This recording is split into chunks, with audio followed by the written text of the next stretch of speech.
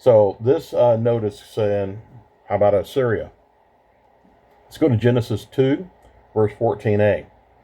The name of the third river is Hiddekel. That is it which goes toward the east of Assyria.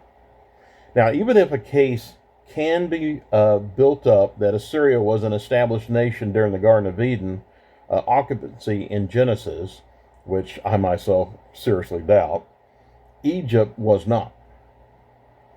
Its founding, that is, Egypt, was by a son of Noah, Ham, who lived many years after Adam and Eve were kicked out of the garden in Genesis 5:32.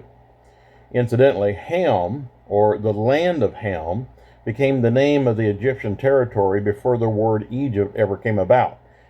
See Psalm 78:51, Psalm 105:23, 105:26 through 27, and Psalm 106:21 through 22 for that connection.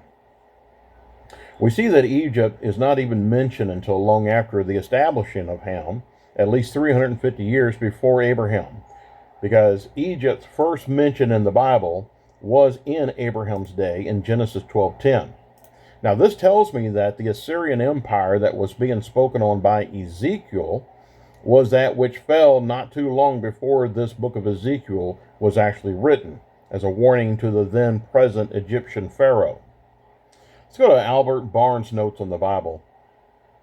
This was a warning to Pharaoh from the fate of the Assyrians. The Assyrian Empire, after having been supreme in Asia for 4 centuries, had been overthrown by the united forces of the Babylonians and the Medes. In the year of the Battle of Carchemish in 605 BC, which had broken the power of Egypt. Now, this gives force to the warning to Egypt from Assyrian's fall. John Gill's exposition of the Bible. That empire, Assyria, having lasted from the times of Nimrod unto a few years of the present time, Ezekiel's time. Now, it's no doubt that Assyria was an ancient nation, as John Gill says, that it began around the time of Nimrod, as many other commentators agree to. And that other than its very quick mention during the Garden of Eden, we don't see any portion of it again until the Bible speaks on it in the 10th chapter of Genesis. So let's go to Genesis 10, verse 11. Out of the land went forth Ashur, that is, Assyria, and builded Nineveh, and the city Rehoboth and Calah. But we really need to go up a few verses here to understand what that's even talking about. So let's go to Genesis 10, 8 through 11. And Cush begat Nimrod. He began to be mighty one in the earth. He was a mighty hunter before the Lord, wherefore it is said, even as Nimrod, the mighty hunter before the Lord. And the beginning of his kingdom was Babel, and Erech, and Akkad, and Calneh, and I'm probably not pronouncing these right, and the land of Shinar. Out of that land went forth Ashur, and builded Nineveh, and the city Rehoboth and Calah. Now, let's consider the words of this commentary as a possible answer to all of this. Adam Clarke's commentary on the Bible says, Nimrod went out of Assyria, that is, Ashur, and he built Nineveh. And hence Assyria is called the land of Nimrod. We see this in Micah 5:6. They shall waste the land of Assyria with the sword, and the land of Nimrod in the entrances thereof. Thus shall he deliver us from the Assyrian when he comes into our land, and when he treads within our borders. Now Adam Clarke continued. Thus did this mighty hunter extend his dominions in every possible way. The city of Nineveh, the capital of Assyria, is supposed to have had its name from Ninus, the son of Nimrod, but probably Ninus and Nimrod, they could be the same person. This Ashur, as many have identified, could be a city, not a person, as John Gill expressed.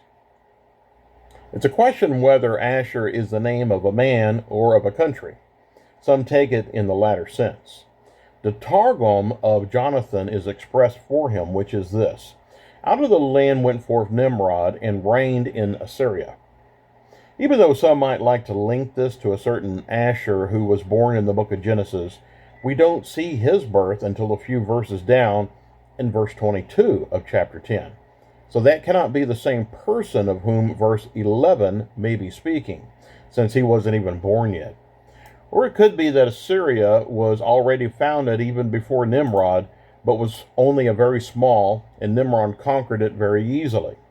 But any way that you might want to look at Genesis 10, 8 through 11, it does not prove that Assyria existed in name during the garden occupancy. But it's still very possible that Nimrod simply founded Assyria, as most scholars actually believe. But by the way the scriptures read, another possible answer might exist. Out of that land of Shinar, see verse 10, went forth Asher, that is, Assyria was founded, and at this new location, Nimrod also builded Nineveh. But even so, if it didn't exist during the days of the garden occupancy, then why was it even mentioned during that experience by Adam and Eve? Again, in Genesis 2:14a. Certainly, it was just an afterthought that Moses placed within for perhaps a place marker for an actual location, or just a quick side note for something deeper that we should also study in detail. This is even despite the fact, as I had made careful mention of during my book, In the Beginning It Was Spiritual from the Very Start, that I don't even believe Moses to have been the original author of Genesis, but was, as I have just suggested, its editor and compiler. Again, in my book, In the Beginning, I get into great detail of why I believe this.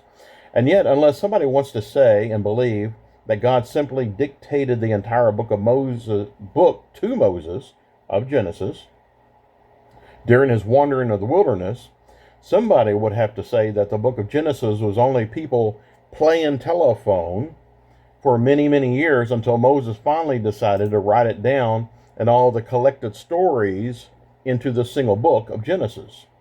Now, playing telephone, if one remembers, is a verbal telling of stories down through many years, which can eventually get misconstrued, becoming fantasy instead of reality, as many biblical naysayers love to talk about. However, the internal evidence of the book itself is screaming very loudly for us to recognize that it's rather a collection of eyewitness accounts, a collection of ancient books that Moses would have had access to in the library of the Egyptian court, which he would have read in his training to become a prince of the realm, since, once again, Egypt's founding dates back to the sons or even the grandsons of Noah, who had brought such books over with him from the antediluvian world, and of which, again, as internal evidence proves, that he eventually collected together in a single volume for the children of Israel's sakes. In fact, we see such book divisions in the wording of, "These are the generations of which we witness no less than 11 times within Genesis, of which practice, that is, going over genealogies, was copied by other biblical books near their beginnings, like 1 Chronicles chapter 1, Matthew chapter 1, and Luke chapter 3, verse 23, or the ending of Ruth in chapter 4, verses 18 through 22. And also, in getting even more obvious, is even this passage here in Genesis 5:1a. This is the book of the generations of Adam. Already 5 chapters in, and it's beginning to tell a new story, other than that is what we've already read in the first 4 chapters of Genesis. And if that's not enough, we have another extra biblical account, that is, outside of the text of the Bible, of the ancient Assyrian king named Ashurbanipal, whatever, saying that there were indeed some stone tablets written prior to the flood of Noah, of which such witnessing by that king is currently being held at the British Museum, which has this quote here. "I've read the artistic script of Sumer and dark obscure Akkadian, which is hard to master, and I now take pleasure in the reading of the stone inscriptions from before the flood." I have a subnote for that coming up in just a minute. So what does that prove? Well, if one is to believe that the Bible itself, then there were only 8 people who survived that worldwide deluge. And instead of anything else that may have been written during the pre-flood world, Noah would certainly have made sure that the most important things ever written during or before his own day and taken aboard the ark would be the writings about God's activities with man. the first several books of the Bible. That is, of what we now call the first several chapters of Genesis. All right, our subnote for the stone inscriptions from before the flood. Now, this was translated by D. Luckenbill. That is, if you remember, that Assyrian king Ashurbanipal, that I can't pronounce, of what he was saying, that quote, it was translated by D. Luckenbill, Volume 2, 1927. It's repeated and quoted by David Raw in his 1998 book called Legend, The Genesis of Civilization, in his introduction, Arrow Books Limited, 1999. This particular large tablet, which has this quote, is located at the British Museum, K3050 and K2964.